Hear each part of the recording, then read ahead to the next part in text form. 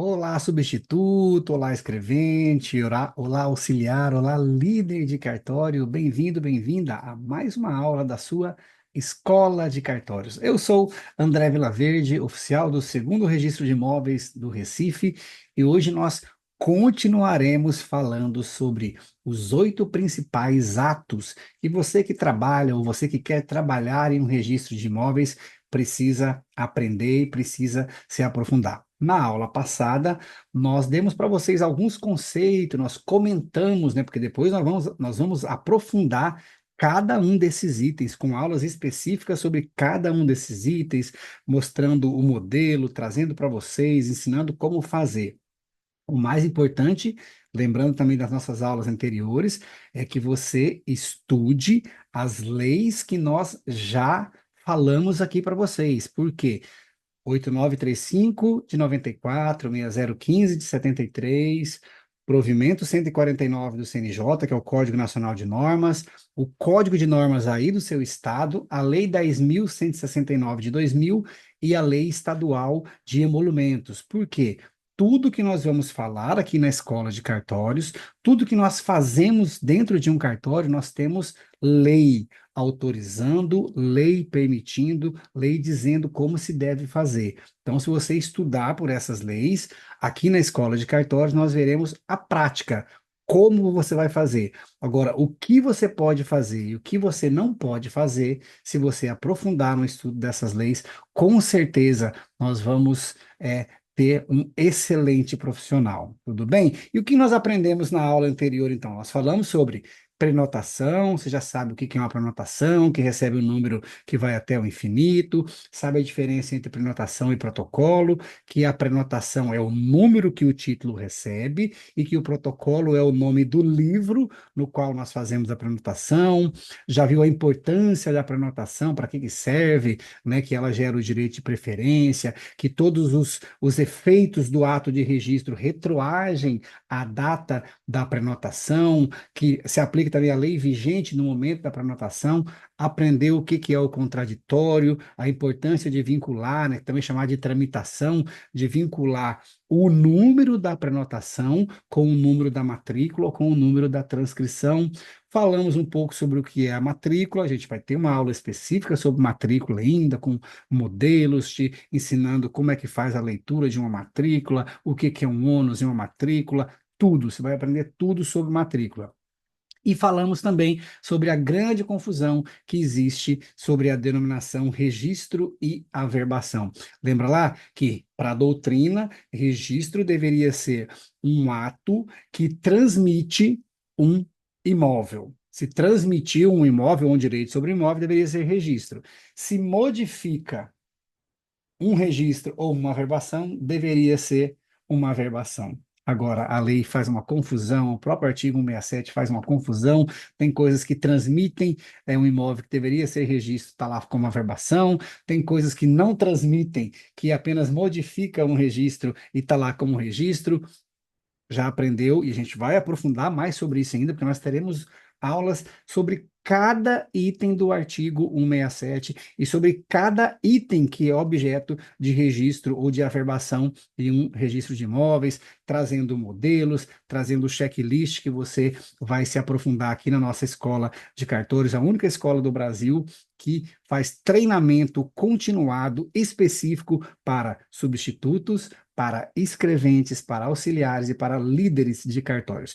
E hoje nós vamos falar um pouco, não vou aprofundar, eu vou apresentar para vocês o Instituto da Transcrição, vou falar sobre certidão e também sobre a anotação. Vamos lá? Então, o item número 6, se você está anotando aí em algum local. Transcrição. Como eu já disse, nós não vamos aprofundar sobre esse tema, porque nós teremos várias aulas específicas sobre os livros de transcrição. É uma das partes mais complexas do registro de imóveis, é fazer uma certidão de um livro de transcrição. Precisa ter um conhecimento muito específico, e nós vamos dar esse conhecimento para vocês aqui na Escola de Cartórios. Por quê?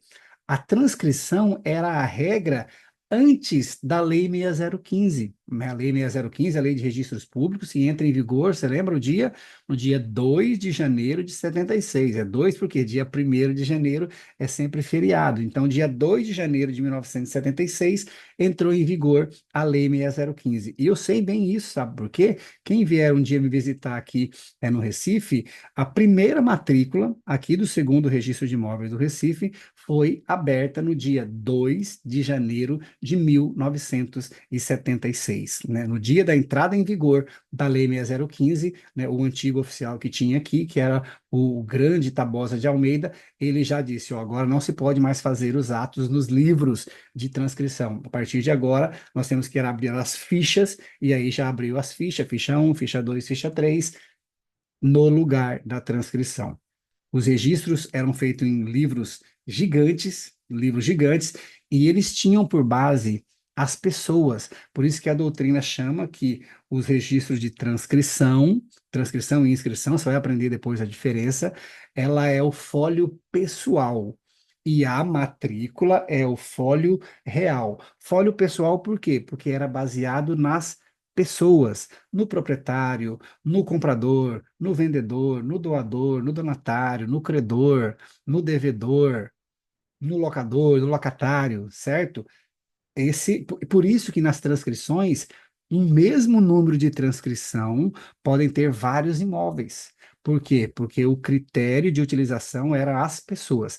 Na matrícula, não, você já viu na aula anterior, e o critério de observação da matrícula é o imóvel. Cada matrícula tem apenas um imóvel e cada imóvel se pode versar apenas sobre uma matrícula. Muita atenção sobre esse tema, eu falei para vocês guardarem isso, mas na próxima aula nós falaremos mais, porque teremos na próxima aula uma aula específica sobre a matrícula. Tudo bem? Então vamos lá.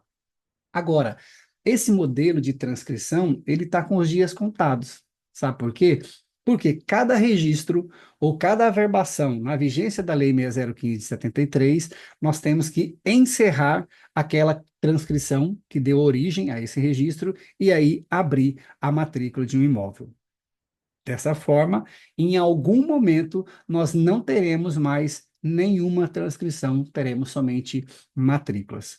Por isso que é importante você perguntar aí no seu cartório, no cartório que você trabalha, pergunta para o oficial, qual que é a data da criação do cartório? Por quê? Se o cartório foi criado após 2 de janeiro de 1976, o cartório que você trabalha não tem transcrição, não tem os livrões de transcrição e inscrição. Por quê? Porque quando o cartório foi criado, já estava vigente a Lei 6015, que é a lei que já exigia a abertura de matrícula. Mas, professor, como assim a pessoa abre uma matrícula com base na transcrição? Então, vamos lá. Quando um cartório é criado, exemplo, aqui em Recife, né, só existia o primeiro registro de imóveis. E aí, algum tempo foi criado o segundo registro de imóveis, que é que eu sou oficial. Os livros do antigo cartório, que a gente chama de cartório originário, não vão para o cartório novo, para o cartório aberto. Os livros continuam lá, os livros de transcrição do primeiro ofício estão lá ainda. Quando alguém vai fazer um registro de um imóvel que está na circunscrição do segundo registro de imóveis, a parte pega uma certidão no primeiro registro de imóveis, traz aqui para o segundo registro de imóveis, e com base nesta certidão da transcrição, ou até mesmo de uma matrícula, lá do primeiro registro de imóveis, eu abro uma matrícula aqui no segundo registro de imóveis. Tudo bem? Então, o segundo registro de imóveis tem transcrição, professor? Tem, porque ele foi criado antes da Lei 6015. O primeiro registro de imóveis aqui do Recife tem transcrição? Tem, porque ele foi criado muito antes da entrada em vigor da Lei 6015. Agora, o sétimo registro de imóveis do Recife não tem transcrição, porque ele já foi criado, né, foi criado e ele começou a funcionar no ano de 2017. Então, em 2017, nós temos somente a abertura de matrícula. Tá joia? Beleza? Então vamos lá. Esse regime, uma hora vai acabar, porque a cada novo ato feito na vigência da Lei 6015, nós temos que abrir uma nova matrícula, mas isso vai ser um tema para uma aula específica, tudo bem? Certidões. Eu preciso que você saiba que certidão é o meio pelo qual o registro de imóveis dá publicidade dos atos que nós estamos aprendendo. Ou seja, tudo que nós estamos falando aqui, ele é informado para as partes por meio de uma certidão. E na próxima aula, nas próximas aulas, nós falaremos sobre as diversas espécies de certidões, falaremos sobre as certidões de matrícula, a certidão de ônus. Então, não percam as cenas dos próximos capítulos aqui na nossa escola de cartórios. Anotação. Professor, o que é anotação? Esse é o último ato importante que nós precisamos aprender, porque a anotação é também chamada de remissão. É a forma de se conectar os diversos livros existentes no registro de imóveis. Por exemplo, nós devemos anotar, e você já vai lembrar agora, o número de um registro lá no livro de protocolo. Lembra o livro de protocolo número um, quando a pessoa entrou no cartório, apresentou o título e nós fizemos uma prenotação, um número de prenotação, você já sabe o que é agora. Quando o título é finalizado, ou seja, terminou de fazer a qualificação e ele é registrado no livro 2 ou no livro 3, no 3 você vai saber a diferença do livro 2 e do livro 3 ainda aqui, mas nós temos que, nesse momento, anotar no livro de protocolo. Fala, ó, esse título foi registrado no livro número 2 sobre o número R5 da matrícula 2642. Ou então, se esse título não foi registrado, teve uma nota de exigência e houve uma suscitação de dúvida. Tem que ser anotado também no protocolo. Fala, esse título que ingressou lá naquele dia no livro de protocolo sobre o número tal, a prenotação número tal, houve uma nota de exigência, a parte não concordou e houve uma suscitação de dúvida e estamos aguardando a citação de dúvida. Quando o juiz decidir a citação de dúvida, nós temos que anotar novamente no protocolo. Então, a anotação no protocolo é a história de toda a vida do título dentro do cartório. Tudo bem? Mas fica tranquilo, porque o objetivo dessas nossas duas primeiras aulas aqui não é aprofundarmos sobre esses 8 institutos, é apresentar a vocês para que vocês tenham uma boa base. Lembra que a gente vai construir uma casa com 8 cômodos, né? E essa casa precisa ter uma base firme. A base são essas duas aulas. Você entender quais são, o que são esses 8 cômodos, né? Quais são eles? Você lembra?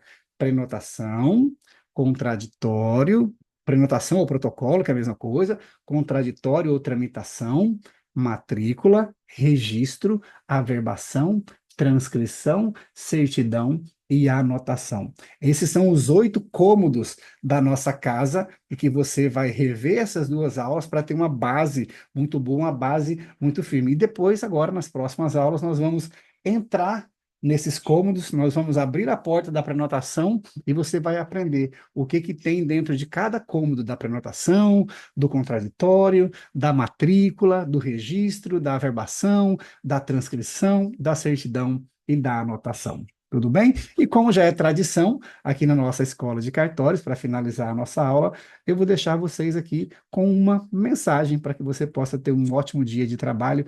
E a mensagem de hoje é do grande inventor, do grande gênio Thomas Edison. E o Thomas Edison nos dizia o seguinte, ó: nossa maior fraqueza está em desistir. O caminho mais certo de vencer é tentar mais uma vez.